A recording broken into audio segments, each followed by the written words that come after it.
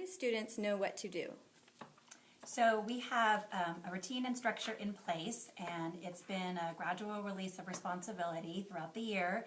Students have a pocket chart that has clear definitions and pictures of where they're going to go for each rotation. And each group has two peer helpers, a problem solver, and a materials manager.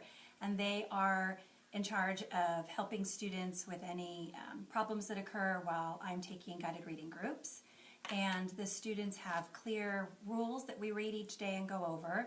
And each rotation has a clear set of descriptions of what they're supposed to do, what's expected of them, and we have I can statements that says what they can do. I monitor the implementation of the literacy block and know it's working through student observations, through ESGI data, through Lexia data, through the progress they make with their FryWords, through the advancement that they make through their guided reading book levels, through the student observations as I make when they're in the rotations, through the last two phases of Writer's Workshop when I see their final product. I also monitor students' progress and know it's working through the SmartyAnts data on my teacher dashboard and through the units of study, performance tasks, and student work samples. I use my data to guide my instruction. It plans my guided reading groups. My students are differentiated according to the tasks and the activities they complete in their literacy rotations. I use my ESGI data for different lessons that I implement in the rotations. I use the Lexia data to also provide different scaffolds and modifications for the activities that the students are completing. The students are on different levels of FryWords. For example, some students have more challenging tasks for FryList level 14. Some students are still on the grade level FryList, which would be level 9.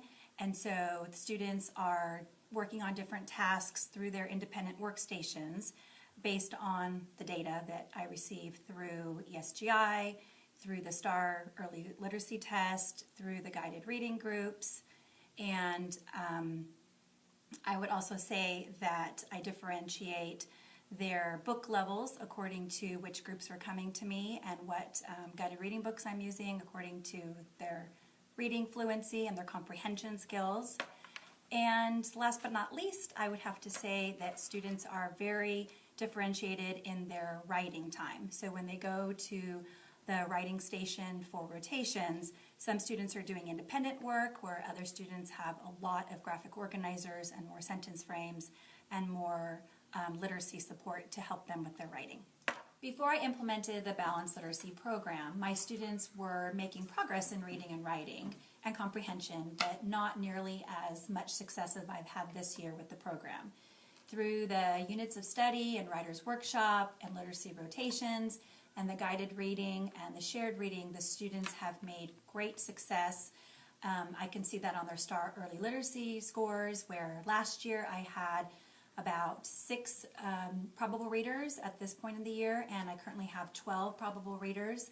My students are much more independent with their writing. They hold themselves accountable for their writing.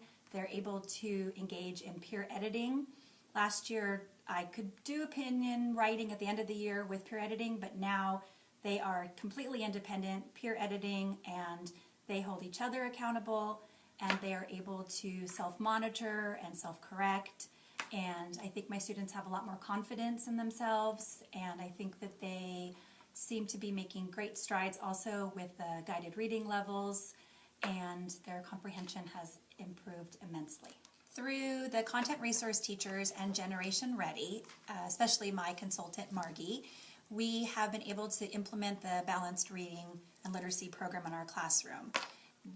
Through hands-on demonstrations of how to implement the shared reading and guided reading activities, how to actually complete the assessments and the running records, how to use the MSV queuing system to analyze what students are able to do with reading and to better understand our students as readers, through mini lessons in the classroom on how to implement the rotations and have a nice structure and release of responsibility with that. And through the mini lessons on how to actually run a guided reading group and how to use the leveled books to promote comprehension and academic vocabulary. The content resource teachers have provided our site with plenty of opportunities for professional development and curriculum instruction ideas through the workshops, through the demonstration lessons in our classroom with Mayan and with Lexia, and how to utilize the assessment data to plan our instruction and guide our program in our classroom, and through the monthly tidal wave that has been a great resource for us to keep on track with what we're teaching and the Common Core, and it gives us a very large variety of resources to utilize in our classroom.